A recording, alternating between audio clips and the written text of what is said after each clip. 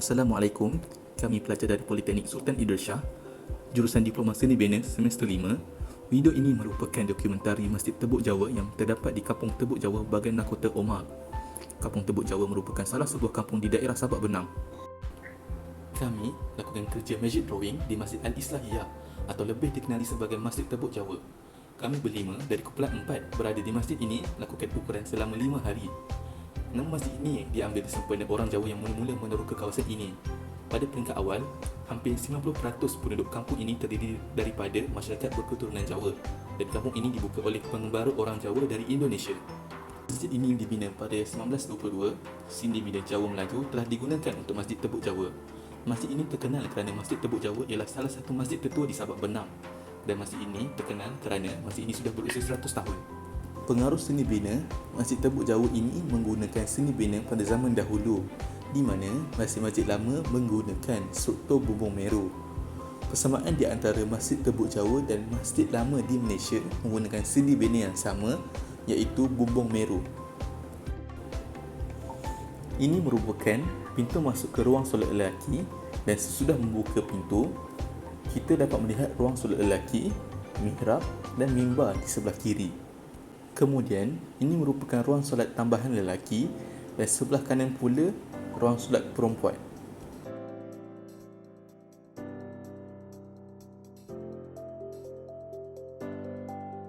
Ini merupakan gambar-gambar yang terdapat di dalam masjid, iaitu yang pertama ialah mimbar dan mihrab yang terletak di hadapan ruang solat lelaki yang digunakan untuk imam, penceramah dan khatib. Seterusnya, tiang seri yang terdapat di tengah-tengah ruang solat lelaki dan atas ialah bahagian dalaman kubah, dan di atas kubah itu terdapat tulisan kaligrafi Jawi dan lampu chandelier digantung di tengah-tengah.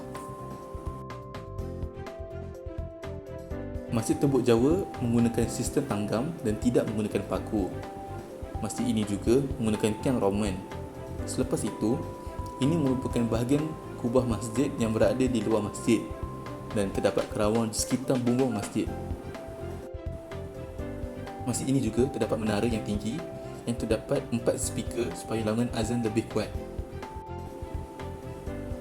Masjid yang berusia 100 tahun ini juga terdapat beduk dan kentung yang digunakan pada zaman dahulu untuk menandakan waktu solat. Bahagian wuduk perempuan tersorok dengan dinding untuk menjaga maruah wanita, manakala tempat wuduk lelaki terdapat berhampiran pintu masuk masjid.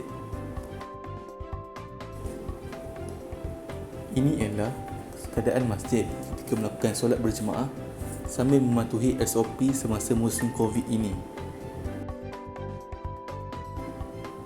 Di ruang solat tambahan juga terdapat kulah yang besar di hadapan masjid berserta beduk dan kentung.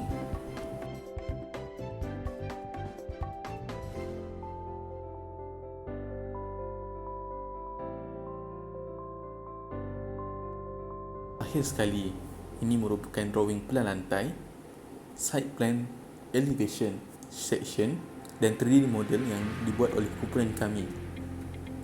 Sekian, terima kasih.